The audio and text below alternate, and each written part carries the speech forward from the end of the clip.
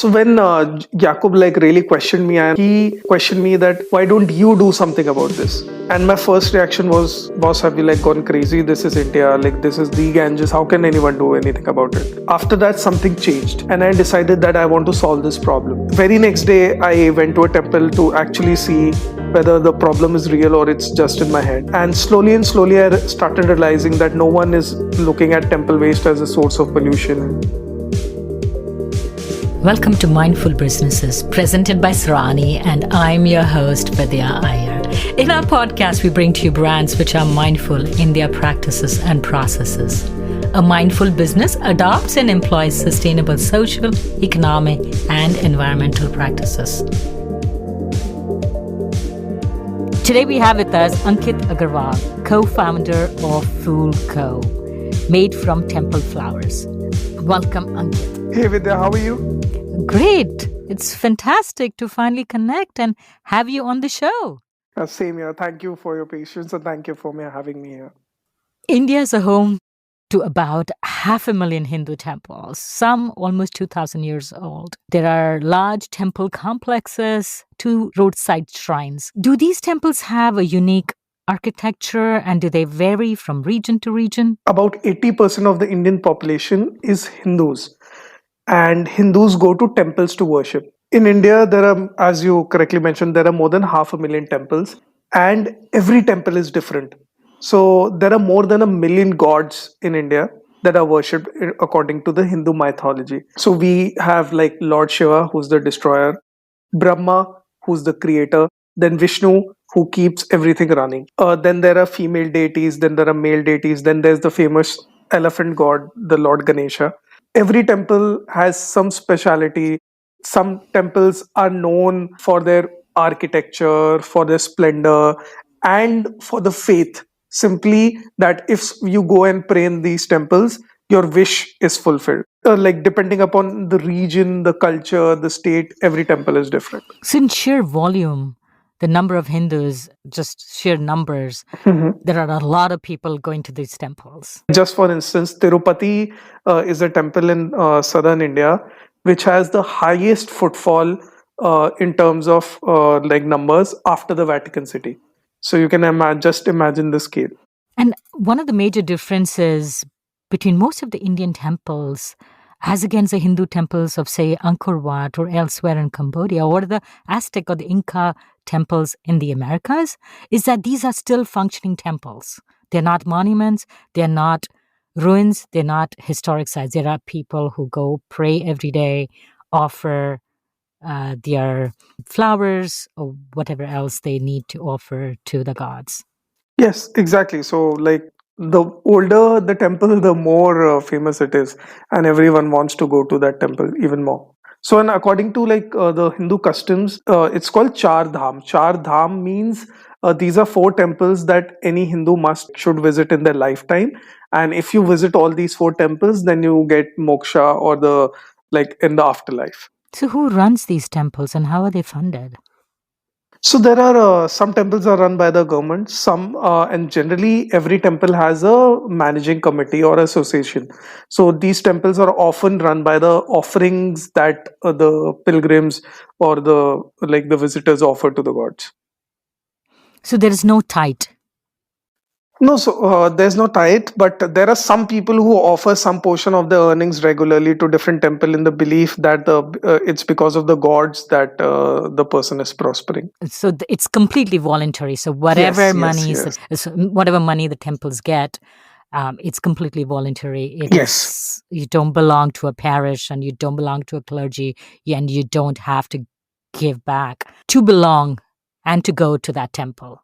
Yes. That's pretty incredible that the temples are very rich and they are functioning completely on a voluntary basis. So typically, if I go to the temple, what would I do? Temples are like the epicenter of the Indian culture.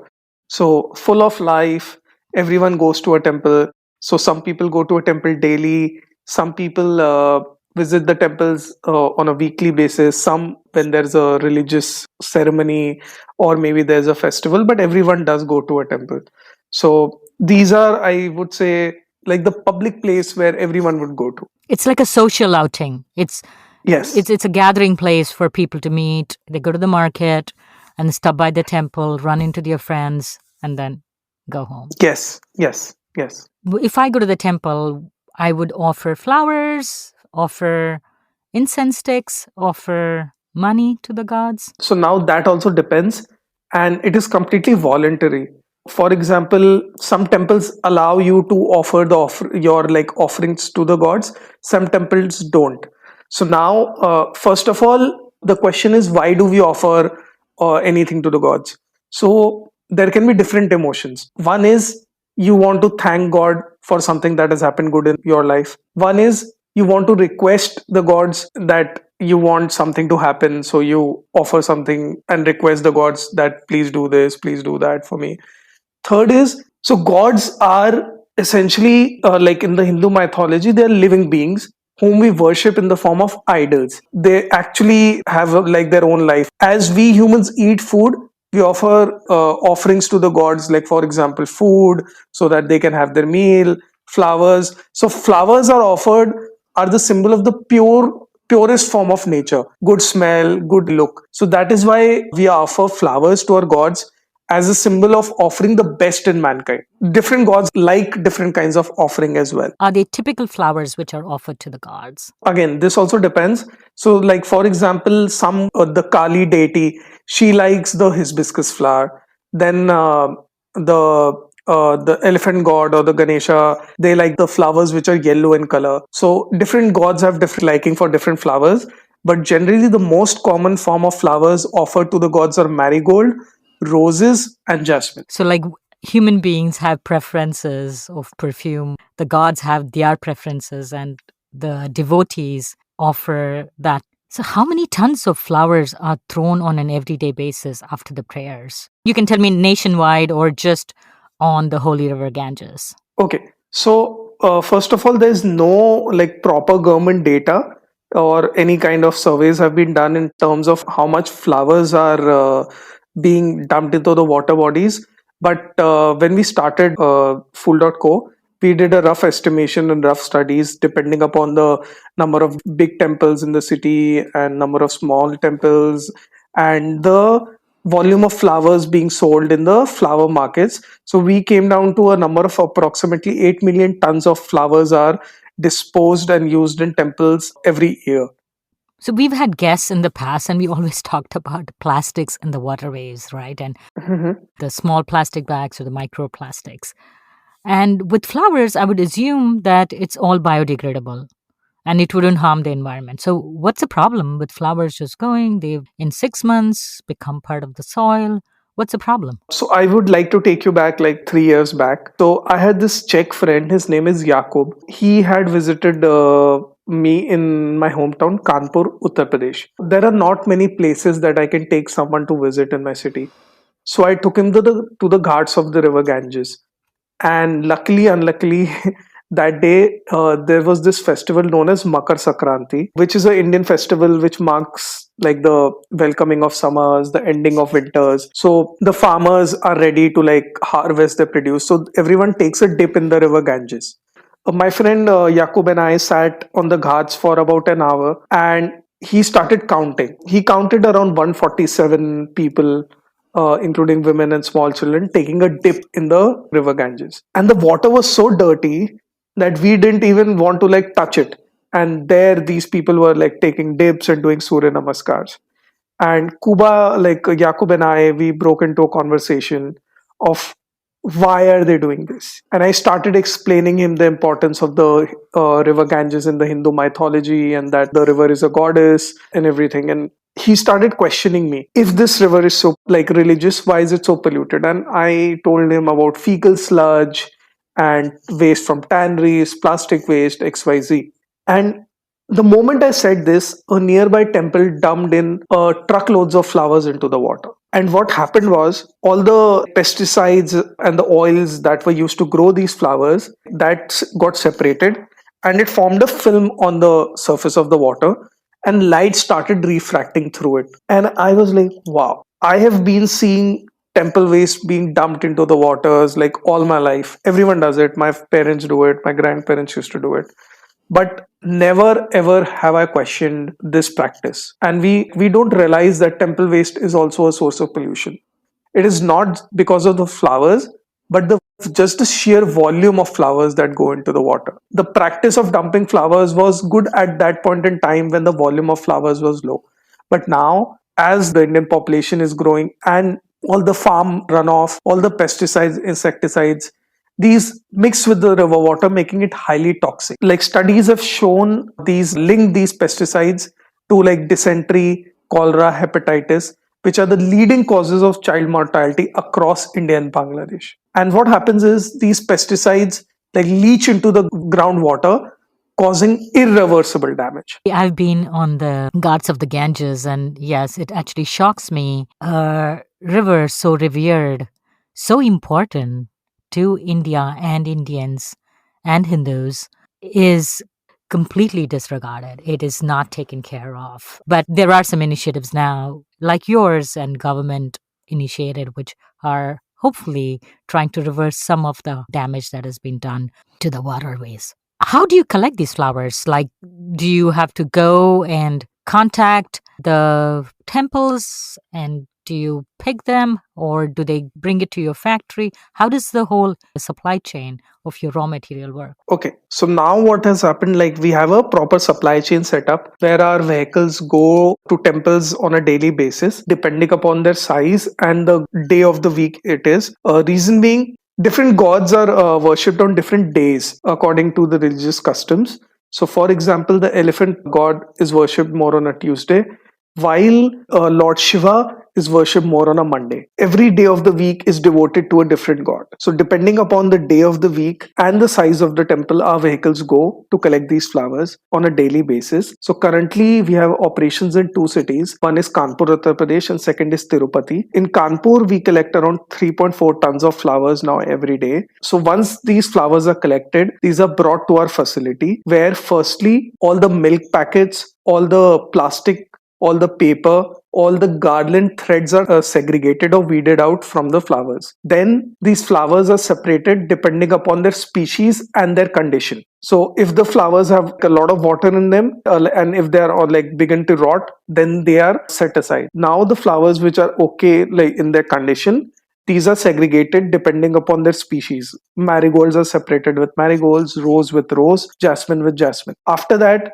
these flowers are hand plugged and their petals are separated. Then these flowers are sun dried. All the petals are sun dried. After drying, what happens? About 90% of the moisture in the flowers is lost. Then to the dried flowers, we add our own pesticide bioculum to offset all the pesticides that were present in them. Post that, these flowers are washed properly, ground and converted into a dough. And that dough is used to make incense sticks and incense cones. So do you add anything to the dough? We add like, for example, like ghee, which is clarified butter sometimes. And once these incense are made, they are dipped into natural essential oils. So, for example, we source the orange essential oils from the farmers in Maharashtra.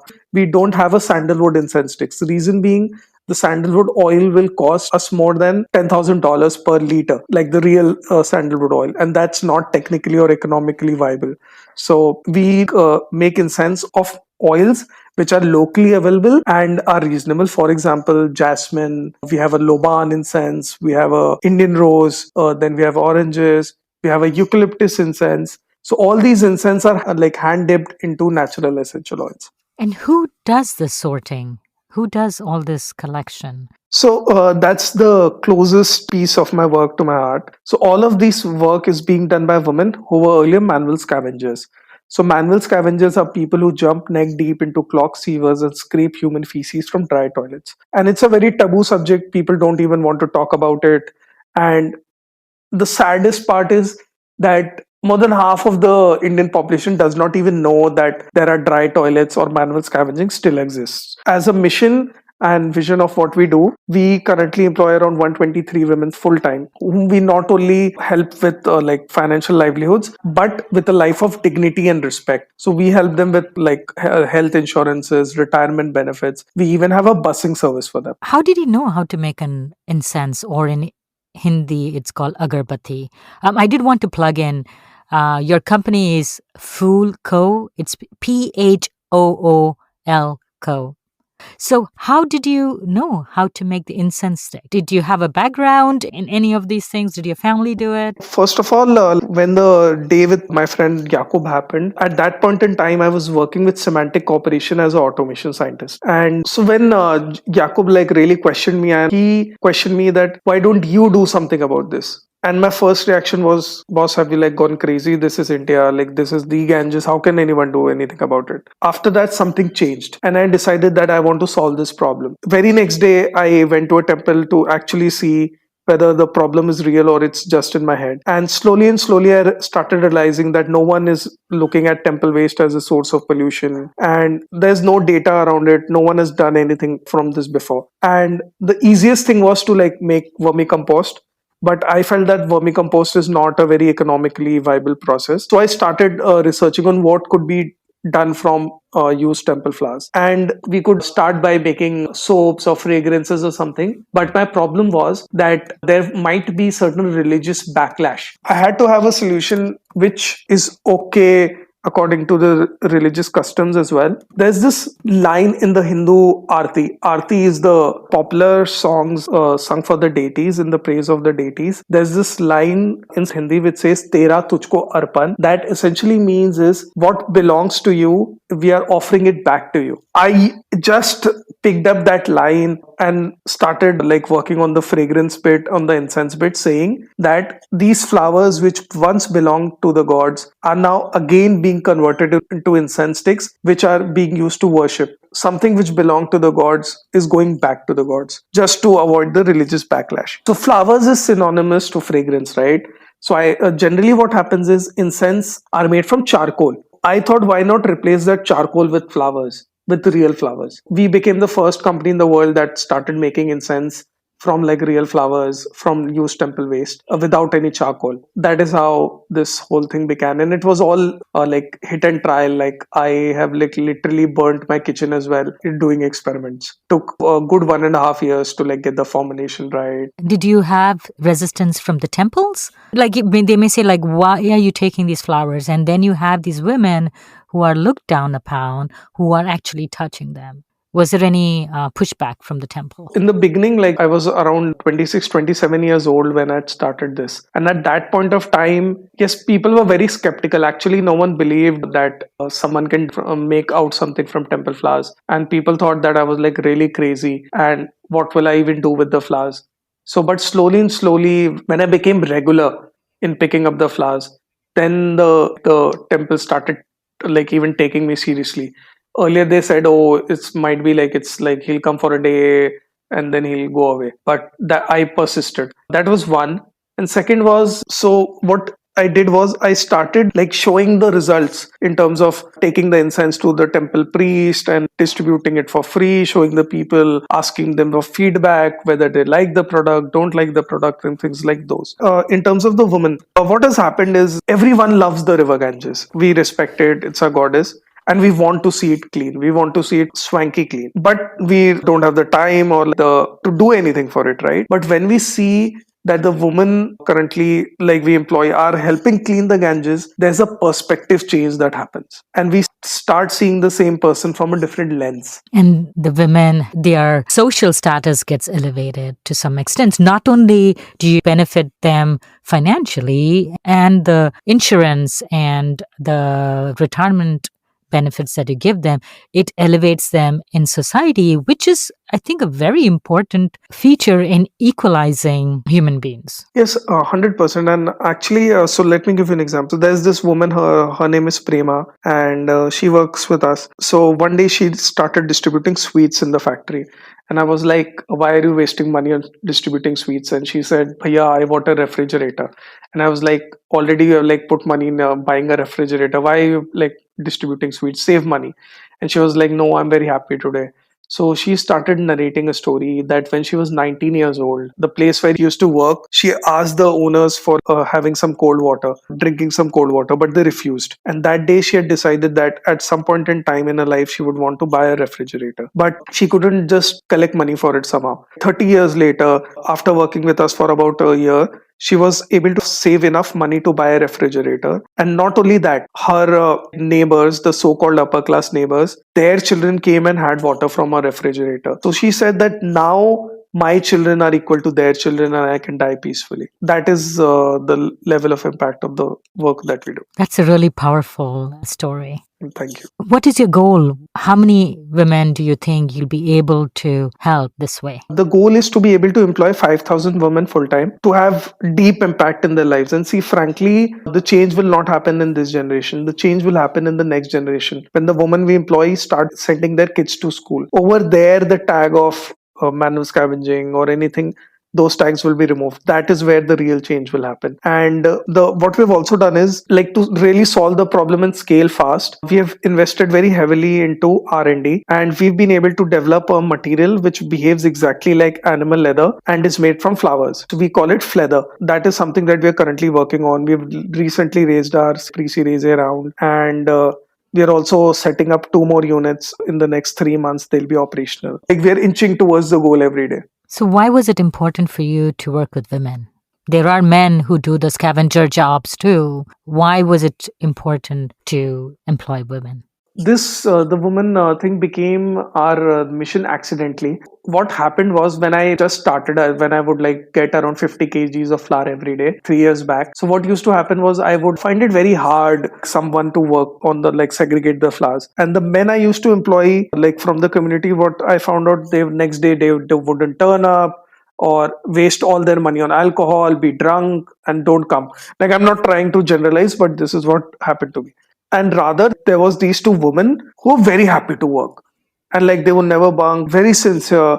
And one day I asked them like, what do you like so much you like come like on time? And so there's no apprehension whatsoever. So then they told me like if they were not here, they would go to at least 15 households, clean their toilets, and then not get paid anything. They would get paid with the leftover chapatis from the previous day. Over here they don't have to go to like 10 different places, they don't have to clean toilets. And second thing, they said that by doing this, we are getting one step closer to the gods. We are doing good work. That somehow became the mission, and I felt that if we can like really help someone in doing this and change lives, why not? That is how it became the part of the mission. And I believe in this phrase that the hand that rocks the cradle rules the world. So if you employ women, they will make sure that their kids have a better life, and women give back to their own communities. There's a lot of evidence and data which Yeah, shows 100%. This is 101% correct. You won't believe, like, so what we've done is when we like hire anyone, right? The women, they don't have papers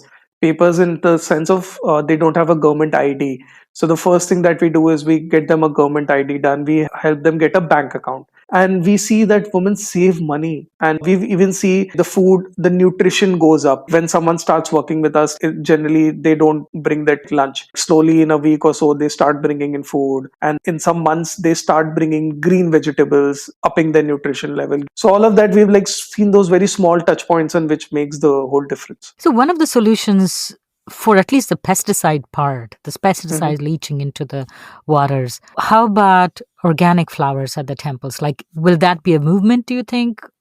The flower seller at the temple will say, hey, I have I organic think flowers, which is better. I think it's a very long drawn process. Reason being, see, as a country, we have not even been able to move to organic vegetables, something that we are consuming, like taking it inside our body. Organic flowers is a very long process. But in my experience, when religion comes into the play, people are willing to adapt and adopt sooner than everyday life. Yeah, I agree. But the point is, it is also about the economics, right? So we are in the middle of the pandemic. It doesn't seem to be abating. Today is October 28th. How has the pandemic affected your supply? The number of devotees have probably reduced. So let me take you back to March. So March was when the complete government ban came down on like moving out of the place, which stayed for around 2 months. And at that point of time, what was happening was So the government had only allowed the essential commodities. But flowers are not under the essential commodities. So what was happening was there was no one who was buying flowers. The horticulture farmers, they didn't have any option. They were either feeding their produce to the cattle or they were just cutting and throwing it away. And they were like, why didn't I plant maybe a vegetable or maybe even a coriander or like mint so that I could have got some money?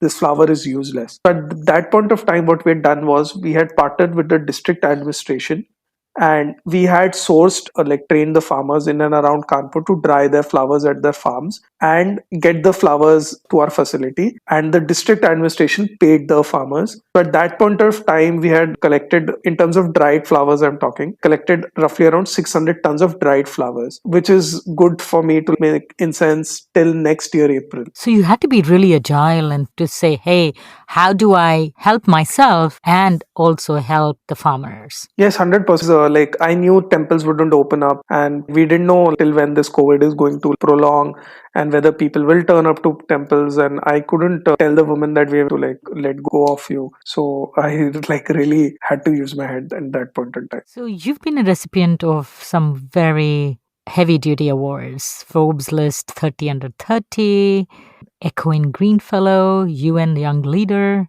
Sustainable Development Goals. How do these awards help you? Some awards come with certain portion of funding as well, which helps the business. That's one. Otherwise, what happens, these awards help in the marketing aspect of the business and they lend credibility to the work that we do. So for example, someone who would not talk to me like on the normal basis, but once I let them know that we are on the Forbes list or we are an Echoing Green Fellow, XYZ, then at least we get that like 2-minute window to like introduce ourselves. Where can we buy your products? Do you do D2C or D2D, or are there stores, or do you sell at the temples? We wanted to be specifically a D2C brand which sells product online basically from our website. Currently, we are shipping only in India. We do ship to the US for bulk orders. Like for example, a lot of Indians have got their wedding giveaways done from us in the US. And we sell a pack of incense every minute. The best part is that the incense are completely handmade, dipped in essential oils. There are no portion of chemicals in it. And people actually love it. And because of COVID, what has happened, everyone is moving towards natural and organic products. So today we get preference over like a normal incense, which is like cheaply priced. So how does your price compare? So we are priced at roughly around $2.50, whereas the normal incense you would get at $1. The reason why the pricing is premium is because of the natural essential oil, because of the hand roll and the fair wages component. And the chemicals, they don't leach when I burn the incense stick. There is no release of chemicals.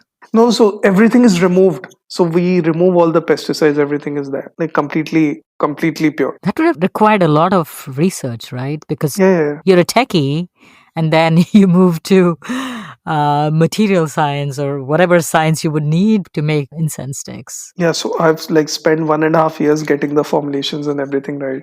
And like we are a 10-member team, out of which 6 are into like R&D, all from the best of the Indian institutes: IIT Bombay, IIT Kanpur, Chennai. Like IIT is the Indian Institute of Technology. They even hold a stake in the company. Like we don't even have an office of our own. We're based in IIT Kanpur. So what are your next goals? Where do you see yourself in 3 years? So the next immediate goal is Diwali is around the corner to be able to fulfill the orders. That's the immediate goal, the immediate thought in my head. In the next 3 years, we want our leather to be launched in the market. We are targeting like the top 5 fashion brands in the world. That's one. Second is to be able to at least reach a 3,000 number in terms of the women we are being able to employ by the next 3 years, and be present in at least 5 major temple towns in the country. With those goals, I wish you all the best. Thank you so much for coming on Mindful Businesses. Thank you so much, Vidya. It was a pleasure to talk to you. You're welcome. If you're a creator of a mindful brand or would like to recommend a mindful brand to be featured on our show, send us a message on our Instagram or Facebook page. If you learned a thing or two from this episode, share it with one friend. Like, share, and subscribe to our social media pages, Mindful Businesses Podcast. We recorded this podcast in Lafayette, Indiana. Tatum Gale composed the music for this podcast. This is Vidya Iyer with Mindful Businesses.